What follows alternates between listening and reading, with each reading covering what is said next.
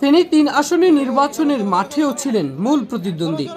নির্বাচনের পর মন্ত্রী হয়ে সেই জামায়াতে ইসলামীর প্রার্থীকে সঙ্গে নিয়ে নিজ দলের ইফতার মাহফিলে উপস্থিত হলেন বিএনপির ভাইস চেয়ারম্যান ও গণপ্রজাতন্ত্রী বাংলাদেশ সরকারের বন, পরিবেশ ও জলবায়ু পরিবর্তন বিষয়ক মন্ত্রী আব্দুল আউয়াল মিন্টু এমপি। রবিবার সোনাগাজী উপজেলা ও পৌর বিএনপির আয়োজনে সোনাগাজী সরকারি পাইলট উচ্চ বিদ্যালয় মাঠে ইফতার ও দোয়া মাহফিল অনুষ্ঠিত হয়। উপজেলা বিএনপির সদস্য সচিব সৈয়দ আলম ভূঁইয়া ও আহ্বায়ক জয়নাল আবেদিন বাবলুর সভাপতিত্বে আয়োজিত অনুষ্ঠানে হাজার হাজার নেতাকর্মী ও সাধারণ মানুষ অংশগ্রহণ করেন। অনুষ্ঠানে প্রধান অতিথি ছিলেন ফেনী ৩ আসনের সংসদ সদস্য আব্দুল আউয়াল মিন্টু।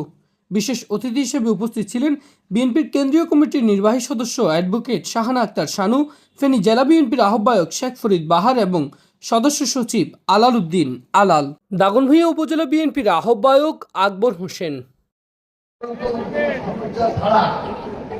আমাদের নির্বাচনটা আমরা করতে পেরেছি এবং আমার আশা করি ভবিষ্যতে শুধু রোজা নয়, এই নির্বাচনের মাধ্যমেও আমরা একে অপরের সাথে সম্পর্ক আরো ভালো করতে পারবো এই আশা ব্যক্ত করে আমি আপনাদের সবার কাছে দোয়া চাই যেন ভবিষ্যতে আমরা এই সোনাগাজী এবং দাগনভূঞা আমরা একই সাথে আমাদের যে সমস্যাগুলো আছে সমস্যাগুলো সমাধান করতে পারি, একই সাথে আমরা ভবিষ্যতে আমাদের জনগণের জীবন মান করার জন্য যেসব কাজ দরকার সেই কাজগুলো আমরা সবাই একত্রে মিলেমিশে যেন কাজ করতে পারি সেই আশা ব্যক্ত করে আমি সালাম করছি।